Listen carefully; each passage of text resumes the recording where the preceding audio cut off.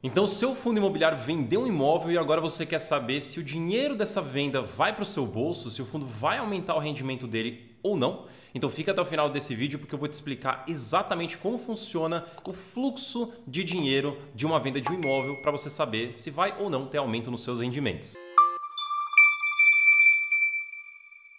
Então, para explicar, a gente precisa lembrar que um fundo imobiliário de tijolo especificamente aqui para o nosso vídeo, que é aquele que trabalha com imóveis físicos de fato, dentro de uma gestão ativa, dentro de uma estratégia de um fundo que normalmente é um fundo já mais robusto, ele tende a fazer vendas de imóveis. Para quê? Para, obviamente, extrair desse imóvel mais um lucro. Além do que ele recebe de aluguel, ele pode receber um valor adicional quando vender esse imóvel e, preferencialmente, vender por um valor mais caro do que ele pagou lá atrás. E para explicar para você como é que funciona o fluxo, o caminho desse dinheiro, eu fiz aqui um pequeno gráfico, se é que eu posso chamar disso. Então, temos aqui na tela uma barra, por enquanto, que diz que o valor de venda de um imóvel hipotético aqui que a gente está falando é de 50 milhões de reais. Então, sempre que você olhar um fato relevante de um fundo que vendeu um imóvel, lá vai estar escrito qual foi o valor de venda, ou seja, o valor final, o valor que o fundo vai receber por esse imóvel, em troca desse imóvel. Aqui no nosso exemplo, 150 milhões de reais. Mas o quanto disso vai para o bolso do cotista, o quanto disso vai para o fundo, vai para algum outro lugar, não vai, como é que funciona? E obviamente eu vou mostrar aqui de uma forma bastante simplificada, porque existem custos ali no meio, existem algumas nuances ali no meio, mas para o nosso exemplo aqui, para você entender de uma forma mais simples, eu também simplifiquei aqui o nosso gráfico. Então, dentro deste valor de venda, a gente tem o que a gente chama de principal. O principal nada mais é do que o dinheiro inicialmente investido pelo fundo no imóvel. Então vamos supor, ele comprou lá atrás por 100 milhões e ele vendeu agora por 150. Então dentro desses 150 que ele vai receber, 100 milhões é referente ao que ele já tinha investido no imóvel.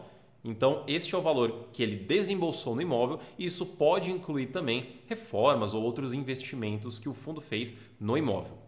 Junto deste valor, ou melhor dizendo, acima deste valor, é o que a gente vai chamar de lucro. Então, se eu comprei por 100 milhões, eu vendi por 150 milhões, então esse 50 milhões adicional aqui é lucro. Então, o principal é o valor investido, o lucro é o valor adicional, é aquele valor gerado extra pela venda do imóvel. E esse principal é o dinheiro que vai para o caixa do fundo, é o dinheiro que volta para o fundo utilizar da forma que ele achar melhor. Então a gente chama de principal o dinheiro que já era do fundo. Para dar um exemplo aqui para ficar mais fácil. Imagina que ele fez o IPO, fez uma emissão, acabou de nascer esse fundo e ele captou 100 milhões. Então esses 100 milhões aqui que ele usou para comprar o imóvel é os 100 milhões que ele tinha captado. Então é do fundo esse dinheiro. Então ele vai voltar para o caixa do fundo. O que o gestor vai fazer com esse dinheiro?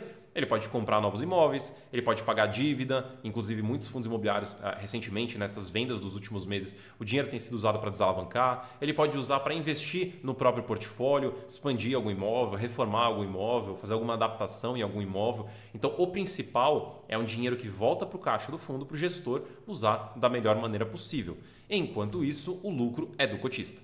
Só que aqui essa parte do lucro do cotista eu preciso fazer algumas observações. Vamos lá.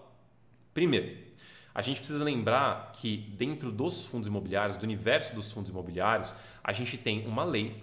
Essa lei diz que os fundos imobiliários precisam distribuir o lucro, resumidamente aqui, seria o lucro dele, no mínimo 95% dentro de um semestre. Então aqui tem duas informações importantes. Primeiro, 95%. Isso quer dizer que nesse nosso exemplo aqui, dos 50 milhões de lucro, ele não precisa distribuir os 50 milhões. Ele pode segurar 5% e deixar no caixa. Mas tem fundo que distribui, tem fundo que não distribui. Vai depender do fundo. Outro ponto, essa lei diz, ela impõe que essa distribuição seja semestral.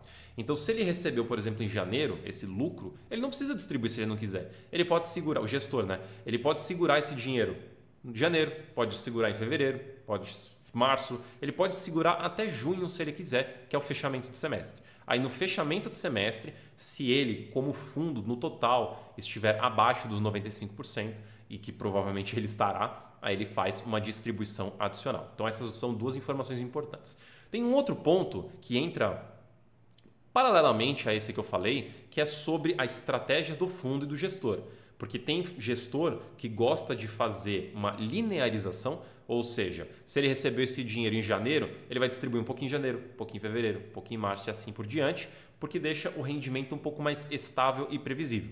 Mas tem fundo que prefere segurar o valor, então vai segurar até o final do semestre e distribuir um valor bem maior de rendimento no final do semestre. E no final do semestre é referente a junho e referente a dezembro, que normalmente é pago em julho e em janeiro do ano seguinte. Então, esses aspectos podem influenciar quando e o quanto você vai receber de rendimento por conta de uma venda de um imóvel. Além disso, e essa informação é importante, você vai pegar no fato relevante, é que a forma de recebimento também vai ditar sobre a distribuição do fundo. Por quê? Porque se esse lucro é recebido à vista, então é esse exemplo que eu acabei de te dar. Então o gestor pode distribuir de uma vez ou ele distribui dentro do semestre, mas não passa de um semestre. Agora, existem vendas, principalmente de imóveis que são muito grandes, imóveis de centenas de milhões de reais, até em alguns casos pode chegar na casa do bilhão de real. Esses imóveis tendem a ser vendidos de forma parcelada. E para você entender quando que vai ser distribuído, você tem que lembrar que o fundo só vai reconhecer esse lucro quando ele entrar no caixa. Então, se está sendo recebido de forma parcelada, e a gente consegue ver alguns fatos relevantes de venda falando sobre recebimento semestral, ou seja, o fundo vai receber parcelas a cada semestre, a distribuição desse lucro também será a cada semestre. Então, se deu lá, por exemplo, R$5 por cota de lucro por conta de uma venda, mas o recebimento desse valor foi dividido em 4 anos, por exemplo, então esses R$5 por cota você não vai receber num único semestre, num único mês. Você vai receber ao longo desses 4 anos. Pode ter uma variação aqui, porque o fundo é dinâmico, o gestor pode mexer outras coisas dentro do portfólio, mas vamos usar aqui como se o fundo só tivesse vendido um imóvel e não vai fazer mais nada. Então, ou seja, todo o resto é constante, para ficar mais fácil no nosso exemplo. Então, se fosse só uma venda de imóvel parcelada em 4 anos, parcelas semestrais, então você vai a cada semestre receber um pouquinho dessa venda. Então, em vez de distribuir os R$5 de uma vez, ele vai distribuir os R$5 ao longo de 8 semestres, ou seja, 4 anos. Então é importante você saber que o recebimento também diz muito sobre o rendimento do fundo. E vale mencionar o seguinte, eu usei aqui um exemplo que diz que se o fundo vendeu um imóvel acima do valor que ele pagou lá atrás, ele distribui lucro. Mas e se ele fizer o contrário? E se ele acabar vendendo com prejuízo? Mas e se ele vender por 90 milhões? Então, se ele vender por 90 milhões, sendo que ele investiu 100, a gente vai para um cenário desse. O valor de venda, 90 milhões. O principal, 90 milhões, obviamente. Por quê? Porque, na verdade, a gente teve um prejuízo de 10 milhões de reais. Então, o imóvel foi comprado por 100, ele foi vendido por 90. Ele vai receber no caixa, né, vai voltar 90 milhões de reais. E 10 milhões fica de prejuízo. E esse prejuízo, ele pode, como vai afetar o rendimento do fundo. Porque o fundo imobiliário, o que ele distribui é lucro. Então, se ele teve um prejuízo, ele precisa compensar esse prejuízo primeiro para voltar a dar lucro.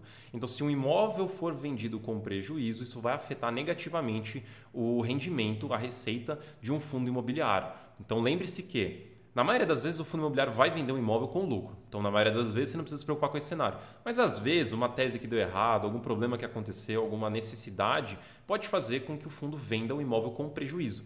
E se isso acontecer, isso vai impactar negativamente o rendimento de um fundo imobiliário.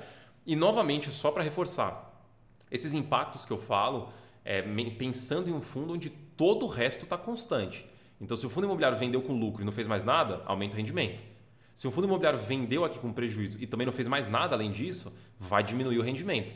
Mas os fundos hoje são grandes, são dinâmicos, os gestores estão sempre trabalhando no portfólio. Então pode ser que ele venda um imóvel com lucro, venda outro com lucro. Aí às vezes, se precisar, talvez um imóvel com prejuízo pode ser vendido nesse mesmo período, porque daí um pode compensar o outro e não cai a renda. Pode acontecer outras coisas, enfim, tem várias coisas que podem acontecer ao mesmo tempo que vão influenciar o rendimento de um fundo imobiliário. Então o rendimento final de um fundo imobiliário ele é dinâmico e ele está dependente de várias coisas. Aqui nesse vídeo eu quis focar apenas na venda de um imóvel, seja com lucro ou com prejuízo, tá? E por fim, vale mencionar também que esses ganhos extras são não recorrentes.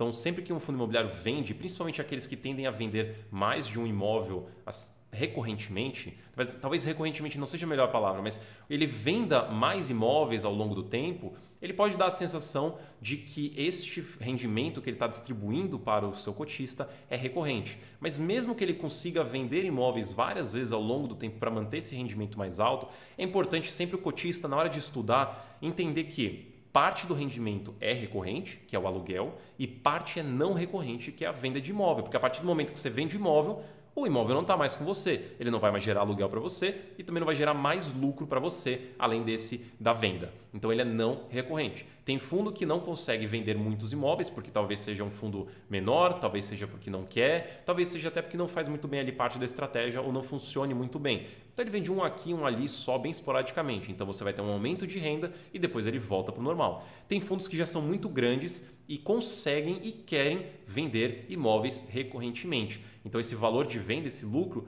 ele passa meio que a tornar um recorrente, porque ele está conseguindo vender imóveis com uma certa recorrência, mas de toda forma, na cabeça do investidor, na hora que você for estudar, é importante você sempre lembrar que valor de venda é um não recorrente e algum dia pode parar de acontecer e daí o fundo volta para o patamar de distribuição recorrente. Se você ficou com alguma dúvida, inclusive deixa aqui nos comentários, aproveita e já deixa o like também. E se você não é um inscrito ainda no canal, já se inscreve, ativa o sininho para a gente se ver no próximo vídeo. E aproveitando, você também consegue aproveitar a Suno Premium, nossa assinatura mais popular, por R$1. Por apenas R$1 você tem acesso a toda a carteira recomendada de fundos imobiliários, muitos dos quais fazem vendas de imóveis que nem eu expliquei nesse vídeo aqui e todos recomendados pelo professor Baroni. Por apenas R$1 durante 15 dias você já tem esse acesso, é só clicar aqui embaixo no link da descrição para você aproveitar a Suno Premium por R$1.